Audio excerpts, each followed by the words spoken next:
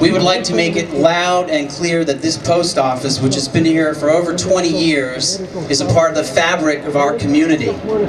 And while closing it may save some small savings financially for the United States Postal Service, it will also result in a big hole in our community. Our post office serves at least 10,000 residents of Co-op Village, most of whom are elderly and cannot walk to the East Broadway post office for postal service. So in conclusion, I'd like to speak to the Postmaster General directly, John Potter, and respectfully ask him that he does not close the pit station. Thank you very much. There's so many people, and the lines here, even the lines here are long, and they can't walk very well. They're in wheelchairs. They can't stand very well. No problem. To have to go another 4 or 5 blocks, I think, would be very difficult for them.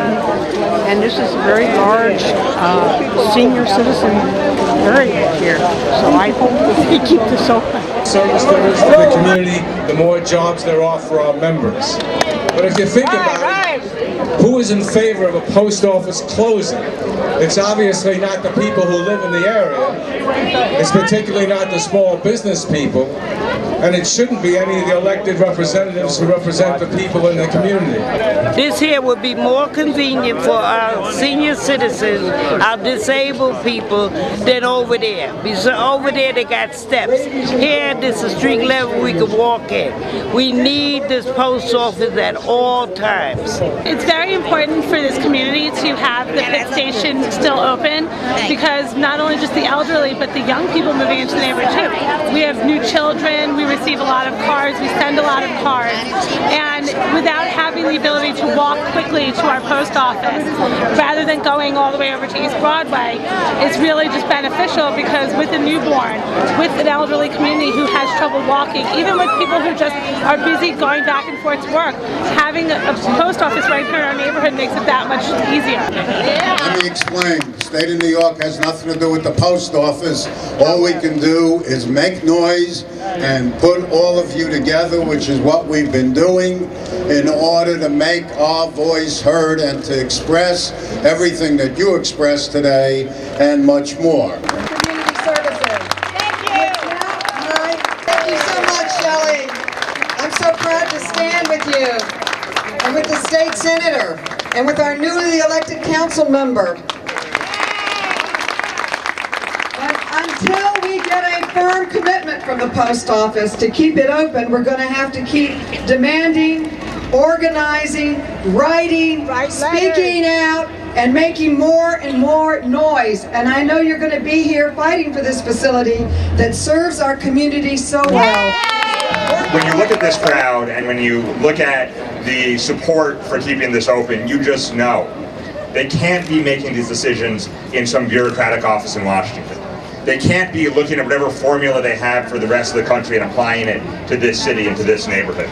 It doesn't make sense. They don't get it. They don't understand the way that we live down here. They don't understand what it means to be part of a Newark. They don't understand what it means to have communities where people don't own their own cars and aren't driving themselves everywhere, are walking, and where they're focused on their community and where block by block makes an enormous difference.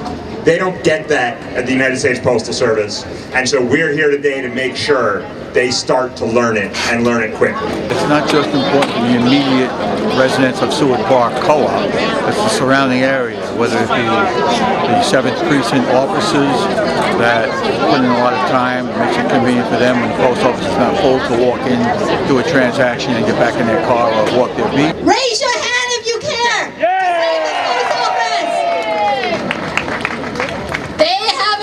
Anything yet.